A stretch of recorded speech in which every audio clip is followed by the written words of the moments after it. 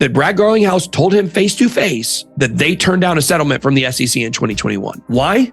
Because Brad Garlinghouse knows they have the SEC by the balls. It's the only company, I think, in this space that has truly married the promise of blockchain and crypto technology and applied it to solve for a real world problem. So I took the lead. But I think over the next years, you're going to see many financial transactions where a middleman sits, a middle transaction, an intermediary. Those will get removed, and we'll use blockchain and other digital asset type technologies. I think you'll see that. Certainly, you've seen it in securities settlement as an opportunity. Financial transactions around bonds, around derivatives, insurance as an industry. I think you're going to see trade finance as an industry, identity in real estate and title management. I'm Rosie Rios, former Treasurer of the United States and current board member of Ripple. So blockchain is here to stay. It's not going anywhere. And so it's not just how to facilitate commerce.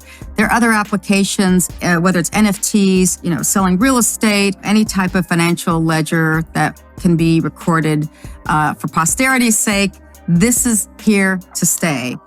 Also, Big Brad Garlinghouse in the same room with Rosie Rios, spreading the same message of XRP. It is the future. And 4 years on, I have never looked back. And I think if I had not done this, I would have regretted it for the rest of my professional career.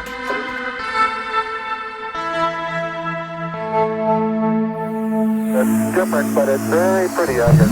I believe they're setting up the flag now. If you got a bag, welcome to the party. Welcome back to some more Moon O'Clock News. No breakfast, no coffee, just straight extra bullishness. Shout out to the latest sub. Appreciate you stopping by, tuning in. Go ahead, throw on those pilot shades and buckle up, because the future's extra bullish. Let's go full speed, full throttle into the cryptoverse. We got the total global cryptocurrency market cap today right at 1 trillion, down about 0.3% in the past 24 hours. We got XRP in the number 6 spot, right under 50 cents still, up about 0.3% in the past 24 hours, up about 9.6% in the past 7 days. We got BTC right around 20K, ETH right around 1,300. And we got Stellar XLM, 12 cents, up about 0.6% in the past 24. John Deaton says this 2-page letter reply by Ripple is very important. James K. Filon, Ripple slams the SEC and the SEC's opposition to the iRemit and TabJet's motion to file amicus briefs. If the SEC can evaluate the veracity of such claims, then it has no business bringing the litigation in the first place.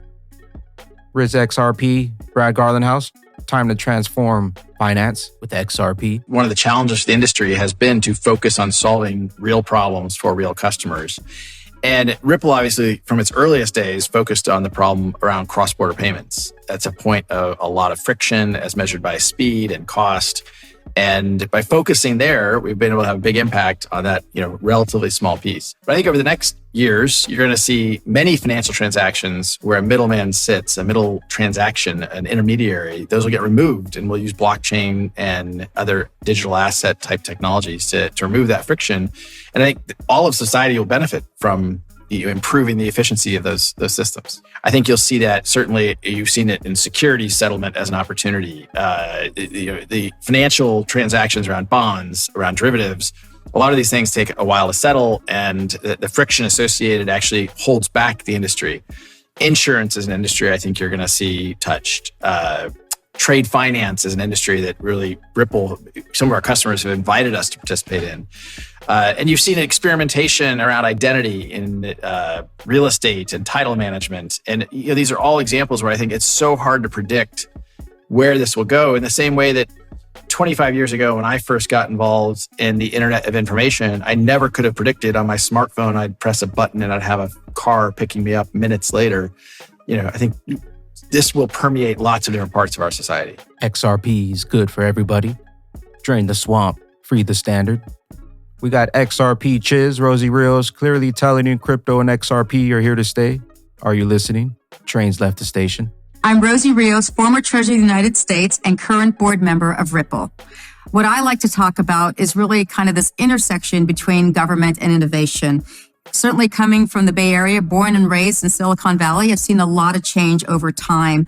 And what I love is the conversation is really starting to happen in a constructive way where I think we as a region, we as a country, and perhaps we as a globe could really think about the future of fintech and who the stakeholders are and how we can make this effective for everyone.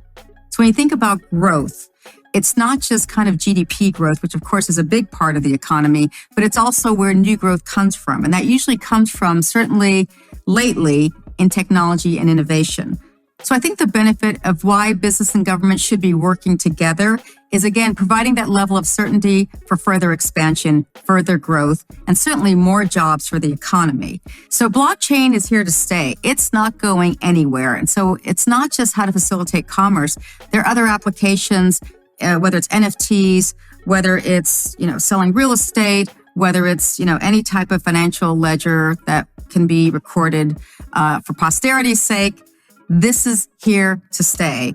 And it's important and incumbent upon the government at every level, whether it's local, whether it's state, whether it's national, to really give some thought as to how those applications are going to benefit them and benefit everyone. But I think what's most important is what are those guardrails? What are those tracks that we can lay down in order to move forward in a way that really blazes the trail for future growth and future opportunities that we don't even know are there yet?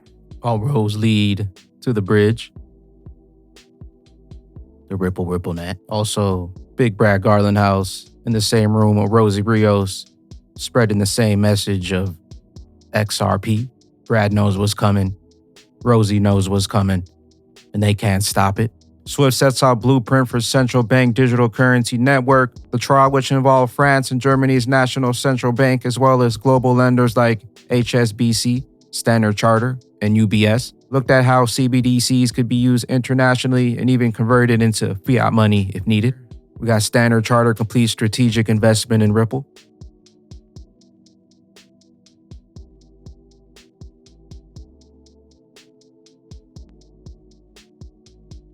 And we also got UBS here, UBS cryptocurrencies, all roads lead to the bridge. Finally, we have our other consortium projects pairing us with R3, as well as a project with Ripple on real-time cross-border payments. Even though XRP Ripple is not mentioned, all roads lead to the bridge. Swift's head of innovation, Nick, said its trial, which will be followed by more advanced testing over the next year, resembled a bicycle wheel, 14 central and commercial banks in total connected spoke-like into its main hub. These are the commercial banks and the spoke-like connection into the XRP RippleNet, perhaps maybe this one, XRP, the bridge.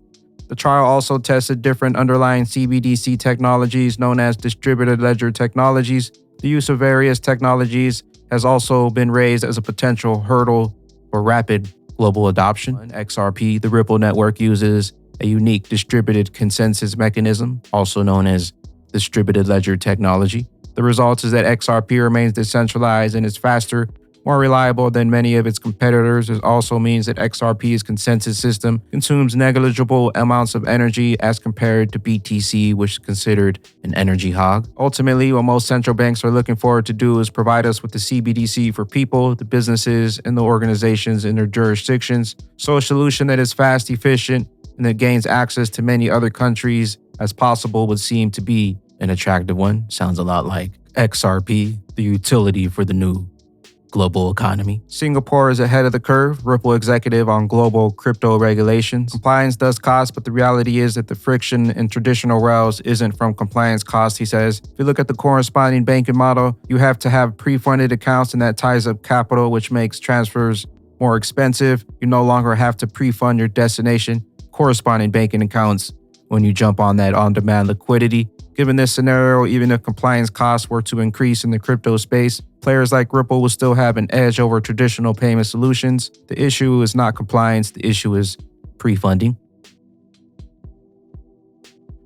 Nexo, as previous stated, Nexo is committed to supporting the Spark Flare airdrop. Flare Networks has a new tentative date for the distribution. All eligible XRP holders will receive their Flare in their Nexo wallets. Looks like Nexo will be dropping that Flare. We got the Apex XRPL Dev Summit from 2022. Check out XRP Ledger Foundation. Check out the playlist. Check out all of the Apex Developer Summit in Las Vegas. Digital asset investor says, what if Ripple, the SEC settlement involves XRP escrow agreement overseen by the Treasury? Gary leaves the SEC for the Treasury after the settlement. What if? Mr. Intuitive says, sounds great, but I think Gary's going to a real dark place soon. We got Bull Diep, according to a reliable source, BitBoy Crypto shared that Ripple turned down the settlement with the SEC in 2021, and that Brad Garlinghouse knew Ripple had the SEC by the balls. The SEC is going to lose its power. Maybe the same source that told him to buy XRP. So I think we are in the final stages of this. I still think we don't see the end of this thing probably till Q2 of next year. It's unfortunate. Wish it would happen sooner than that. But really, the longer this drags out, the better it's going to be for the price, because we want this to happen after Bitcoin bottoms. Then you might actually get a little more sustained price action. And I will tell you, we were very infamous for saying this thing was going to end in September of last year, and it didn't happen. But I do know someone who swears, and there's someone I know personally, this is not some random person that messaged me, that Brad Garlinghouse told him face to face that they turned down a settlement from the SEC in 2021. Why? Because Brad Garlinghouse knows they have the SEC by the balls. And I believe this is actually the beginning of the end of the SEC and crypto enforcement. Yeah, Ripple's $100 million defense against the SEC lawsuit, maybe crypto's best chance for regulatory clarity. Stuart Alderati joins the pod to talk about blockchain and why he's in DC. Digital assets are the internet of 1995. I did some research into Ripple, and I saw that they had an incredible leadership team. I saw they had an incredibly impressive board. But most importantly, I think that they're, as far as I could tell at the time, and actually sitting there today, I think it still holds true. It's the only company, I think, in this space that has truly married the promise of blockchain and crypto technology and applied it to solve for a real world problem. So I took the lead, and 4 years on, I have never looked back. And I think if I had not done this, I would have regretted it for the rest of my professional career. But it is the future. I mean, it is the future. And as a lawyer, to get to work in an industry where you are literally, I know that, I can't believe I just said literally, but where you are literally defining what the laws, rules, and regulations are going to be for a brand new technology for a generation or generations to come. Oh my God. I mean, to have that opportunity is absolutely, it's an incredible opportunity. It was the internet lawyers in the 90s. Absolutely. This is the internet of 1995. A generation or generations to come. Oh my God. I mean, to have that opportunity is absolutely, it's an incredible. The opportunity of multiple lifetimes right at your fingertips, hidden in plain sight. XRP, greener, faster, cheaper, more efficient. What will those bags be when those rockets take flight? And 4 years on, I've never looked back. And I think if I had not done this, I would have regretted it for the rest of my professional career. When those rockets take flight, we'll catch you up here at the tippy top. I am the XRP Bagman, the Moon Commander, currently up here on the mothership, stuffing some bags and enjoying the show. Appreciate you stopping by, tuning in, smashing those likes for some more Moon O'Clock News. Hope y'all continue to stay extra bullish out there. Continue holding those good vibes. Remember to sell the FUD, buy up that bag, and don't forget to spread that liquid love. Also, if you're new here, don't forget to drop a subscribe, drop a comment down below. All the OG diamond hands out there, drop a comment down below, drop an elbow on that like button, and we'll catch you up here, top floor on the mothership for the Moon Party. BYOB, bring your own bag. Peace out, Crypto Ghost. Welcome to the future. Welcome to the show. I told you so. I told you so. We're gonna be driving Lambos. We're gonna take a trip to Fiji. All in all, the labors. I told you so. Crypto be our passion, cause what you focus on, you attract like a magnet. Got diamond hands, we hold